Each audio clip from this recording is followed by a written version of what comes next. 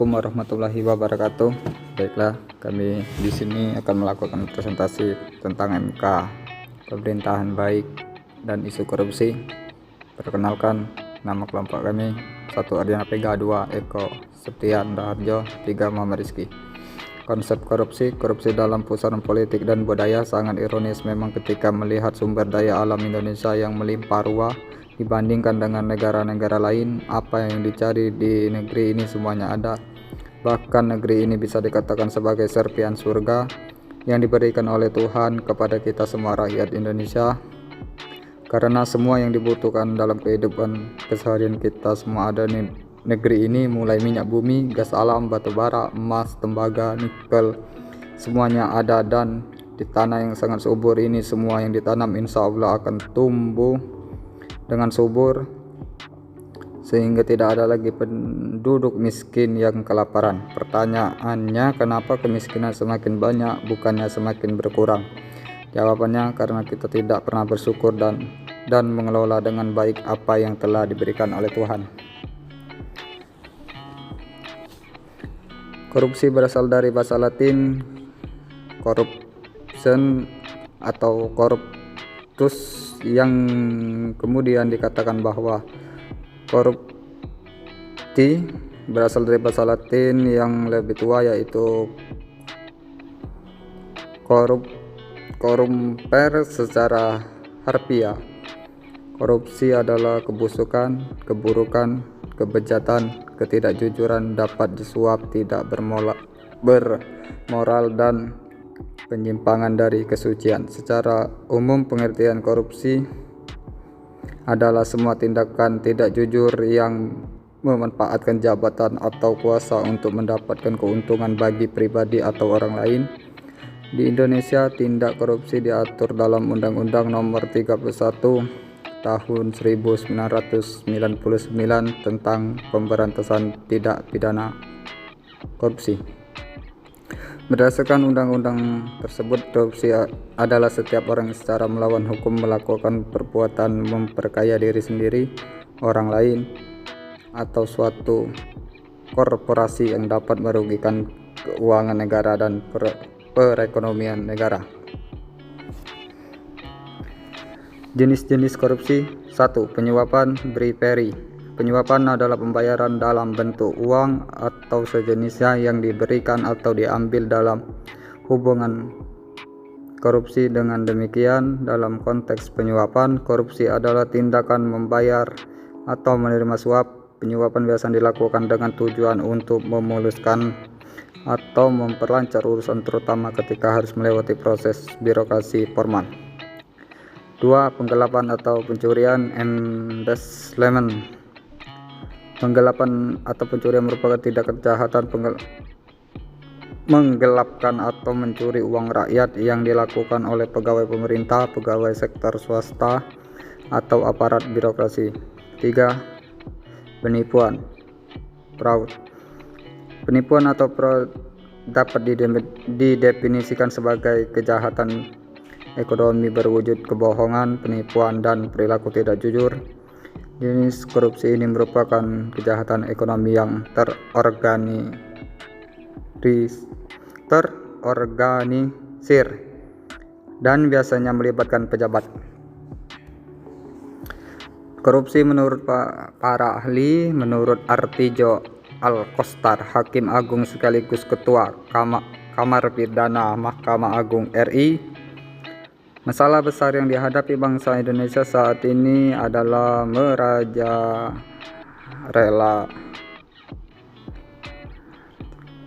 merajalelanya korupsi, terutama yang berkualifikasi korupsi politik, karena korupsi merupakan penghalang pembangunan ekonomi, sosial, politik, dan budaya bangsa, di mana korupsi dianggap sebagai kejahatan luar biasa, extraordinary crime. Karena korupsi di Indonesia sudah meluas dan sistematis yang melanggar hak-hak ekonomi masyarakat, untuk itu memerlukan cara-cara pemberantasan korupsi yang luar biasa. Dampak perilaku korupsi bertambah besar volume pembangunan, bertambah besar pula kemungkinan akan kebocoran. Ditambah dengan gaji pegawai negeri yang memang sangat minim di negara-negara berkembang seperti Indonesia, pegawai negeri terdorong untuk melakukan perbuatan yang kadang-kadang menggunakan kekuasaan untuk menambah penghasilannya, walaupun tidak bisa dipungkiri bahwa terjadi pula korupsi besar-besaran bagi mereka yang memperoleh pendapatan yang memadai disebabkan karena sifatnya yang serakah dan tamak. Dari data ICW, Indonesia Corporation Watch menemukan pejabat kementerian atau pemerintah daerah menjadi aktor yang paling banyak melakukan tindak pidana korupsi. Anggota Divisi Investigasi ICW, Wana Alamsyah, mengatakan temuan ini berdasarkan penelusuran selama semester pertama 2015 sebanyak 212 orang berlatar belakang pejabat menjadi aktor tindak pidana korupsi. Temuan ini sama seperti semester 1 dan 2 tahun lalu, yaitu pejabat atau pegawai Pemda juga menjadi aktor terbanyak dalam kasus korupsi. Di posisi kedua, ICW menemukan sebanyak 97 pihak swasta seperti direktur, komisaris, konsultan turut melakukan tindak pidana korupsi dalam semester pertama 2015. Sementara itu sebanyak 28 kepala desa, camat, dan lurah tercatat menjadi pelaku korupsi. Turut menemukan sebanyak 27 kepala daerah telah dijadikan tersangka perkara korupsi dalam 6 bulan terakhir. Anggota dewan pun luput dari temuan ICW. Sebanyak 24 anggota dewan di tingkat DPR, DPRD, dan DPD juga telah ditetapkan menjadi tersangka tindak pidana korupsi, baik di kepolisian, kejaksaan, atau komisi pemberantasan korupsi. Dan modus yang paling banyak dilakukan secara semester pertama 2015 adalah penggelapan sebanyak 82 kasus dengan kerugian negara sebesar 227,3 miliar rupiah. 10 modus lainnya adalah penyalahgunaan anggaran 64 kasus, penyalahgunaan wewenang 60 kasus, penggelembungan dana 58 kasus, laporan fiktif 12 kasus, suap 11 kasus, kegiatan fiktif 9 kasus, pemotongan 6 kasus, penurunan kualitas 3 kasus, pemerasan 2 kasus, dan pungutan liar 1 kasus. Temuan ini dihasilkan dengan cara melihat seberapa banyak penetapan tersangka dan perkara yang ditangani aparat penegak hukum di tingkat penyidikan. CNN Indonesia, Senin 14/9/2015.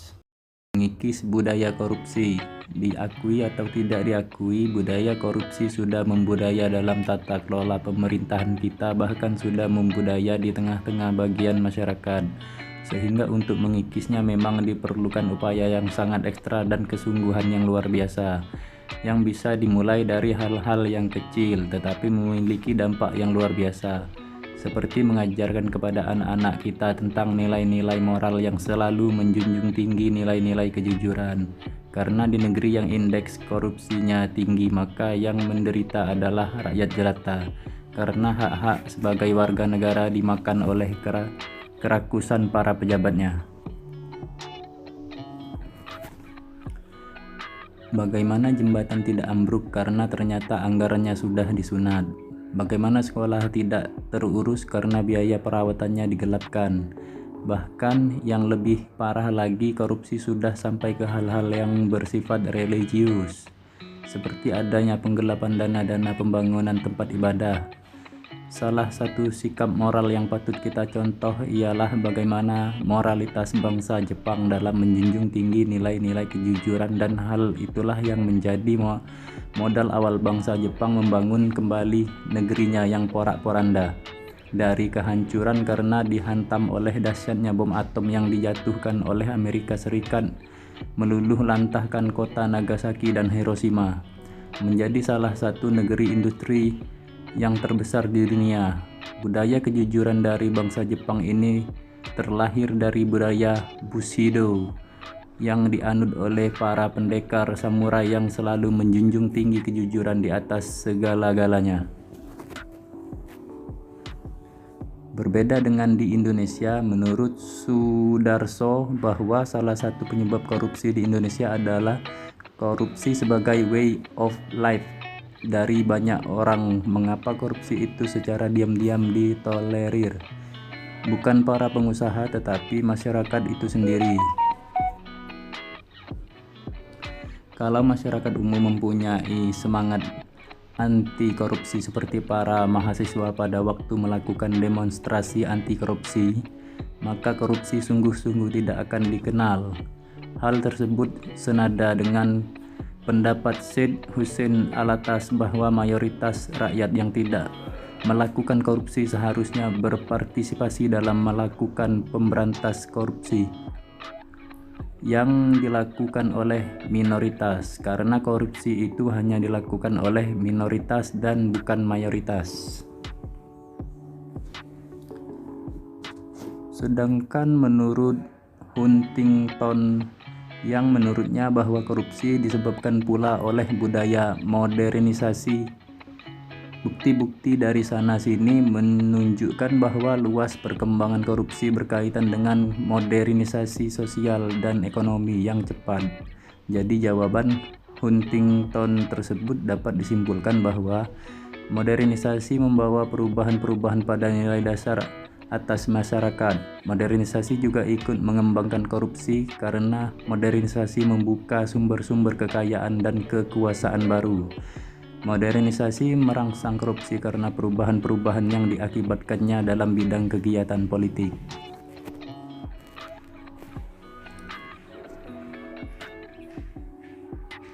Mengapa masih banyak yang korupsi? Faktor penyebab internal. 1. Sifat serakah, tamak, rakus manusia. Keserakahan dan tamak adalah sifat yang membuat seseorang selalu tidak merasa cukup atas apa yang dimiliki. Selalu ingin lebih. Dengan sifat tamak, seseorang menjadi berlebihan mencintai harta, padahal bisa jadi hartanya sudah banyak atau jabatannya sudah tinggi. Dominannya sifat tamak membuat seseorang tidak lagi memperhitungkan halal dan haram dalam mencari rezeki.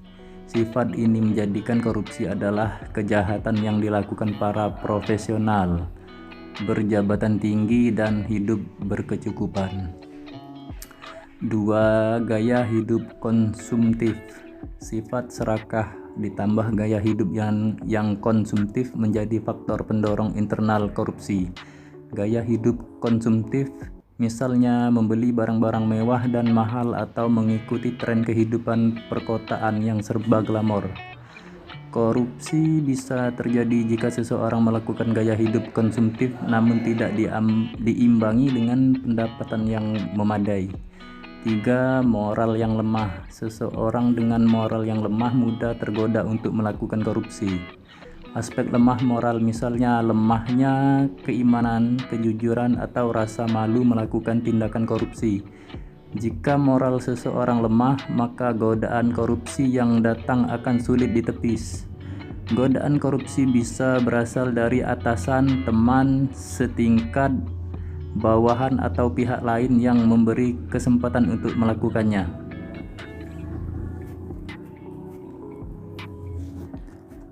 Faktor penyebab eksternal.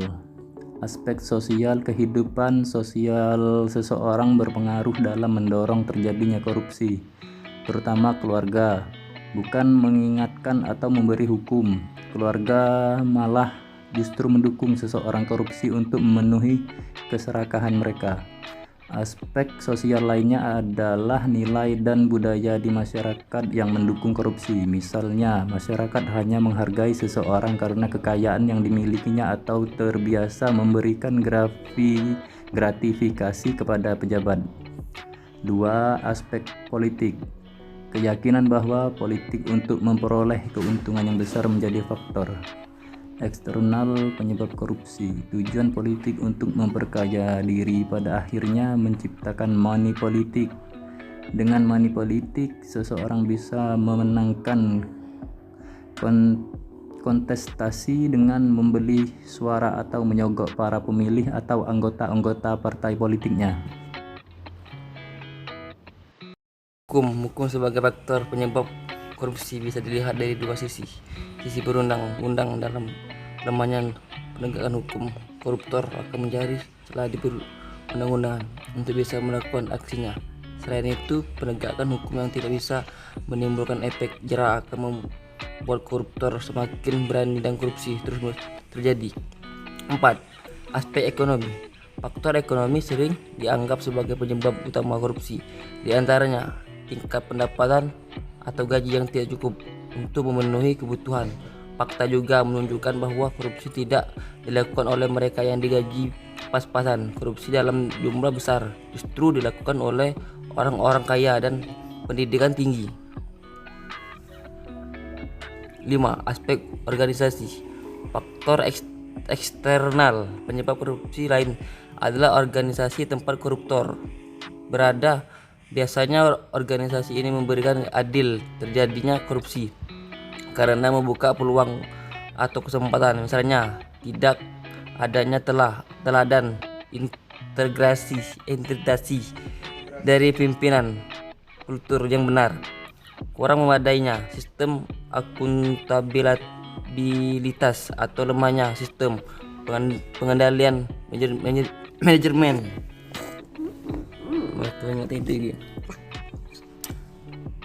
Cara untuk memberantas korupsi. 1. Represi.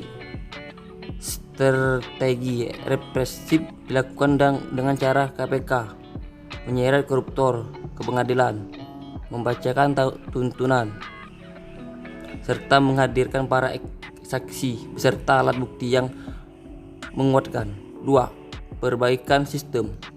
Dalam strategi perbaikan sistem, KPK memberikan rekomendasi kepada kementerian atau lembaga terkait untuk melakukan langkah-langkah perbaikan. Selain itu, strategi ini juga dilakukan melalui penataan layanan publik melalui koordinasi dan supervisi, pencegahan serta mendorong transparansi penyelenggaraan negara. Untuk mendorong transparansi penyelenggaraan negara, KPK menerima LHKPN dan gratifikasi. 3. Edukasi dan kampanye. Edukasi dan kampanye dilakukan sebagai bagian dari pencegahan dan memiliki peran strategis dalam pemberantasan korupsi. Melalui edukasi dan kampanye, KPK meningkatkan kesadaran masyarakat mengenai dampak korupsi, mengajak masyarakat untuk terlibat dalam gerakan pemberantasan korupsi, serta membangun perilaku dan budaya anti korupsi. Kegiatan edukasi dan kampanye ini sebaiknya dilakukan tidak hanya kepada mahasiswa dan masyarakat umum, tetapi dimulai dari anak usia dini, tamatan kanak-kanak dan sekolah dasar. Terima kasih.